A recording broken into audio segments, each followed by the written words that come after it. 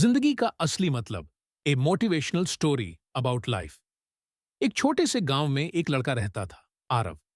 12 साल का, सपनों से भरा हुआ।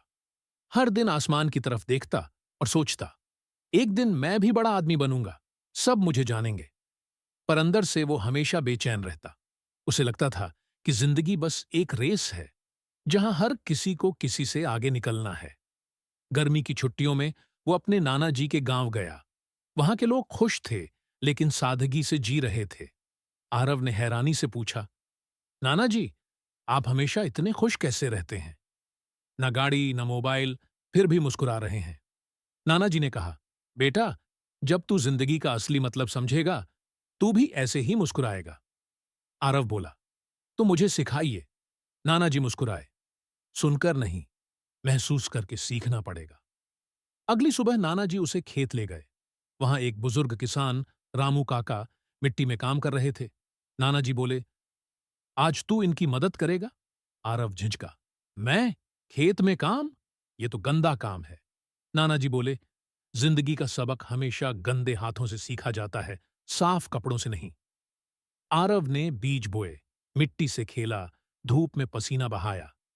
शाम को जब उसने पीछे मुड़कर देखा, वो मिट्टी अब सिर्फ खेत नहीं थी, वो उसकी मेहनत की कहानी थी। कुछ दिनों बाद छोटे छोटे पौधे मिट्टी से झांकने लगे। आरव बहुत खुश था। वो रोज सुबह उठकर उन्हें देखने जाता। पर एक रात आई तेज आंधी और भारी बारिश। सुबह जब आरव खेत पहुंचा, कई पौधे टूट चुके थे, कुछ बर्बाद हो गए थे। उसकी आंखों में आंसू थे। नाना जी, मेरे पौधे मर गए। नाना जी ने पूछा, सिर्फ कुछ ना, बाकी तो खड़े हैं? आरव बोला, हाँ, लेकिन जो गए उन्हें बचा नहीं सकता। नाना जी बोले, बेटा, यही जिंदगी है। हर तूफान कुछ तोड़ता है, लेकिन जो झुककर खड़ा रहता है, वही सबसे मजबूत बनता है। 4 साल बीत गए। आरव फिर गांव लौटा। नाना जी उसे उसी खेत में ले गए, जहां उसने सालों पहले बीज बोए थे। वहां अब एक विशाल पेड़ खड़ा था। जड़ें गहरी थीं, शाखाएं आसमान को छू रही थीं और नीचे ठंडी छाया फैली थी। नाना जी बोले, याद है वो तूफान? ये वही पौधा है जो तब नहीं टूटा था। हर बारिश, हर आंधी ने इसे और मजबूत बनाया। आरव ने धीरे से कहा, तो यही जिंदगी का मतलब है? नाना जी मुस्कुराए, हां बेटा, जिंदगी का मतलब सिर्फ जीना नहीं है, गिरकर भी उठना है, हारकर भी मुस्कुराना है, और जब सब छोड़ दें, तब भी खुद पर भरोसा रखना है। सालों बाद आरव बड़ा हो गया। उसके पास नाम, पैसा, सब कुछ था। लेकिन एक दिन ऑफिस की खिड़की से आसमान देखते हुए वो सोचने लगा, क्या मैं सच में खुश हूं? अगले हफ्ते वो फिर गांव पहुंचा। वहीं पुराना पेड़, वहीं बरगद की छाया। नाना जी मुस्कुरा रहे थे। आरव बोला, नाना जी, अब समझ गया, जिंदगी का असली मतलब किसी बड़ी चीज में नहीं, छोटी छोटी खुशियों में है। नाना जी ने कहा, सही कहा बेटा, जिंदगी तूफानों से नहीं डरती, वो तो बिना महसूस किए गुजर जाती है। खुशी मंजिल में नहीं, रास्ते में होती है। अब आरव की सोच बदल चुकी थी।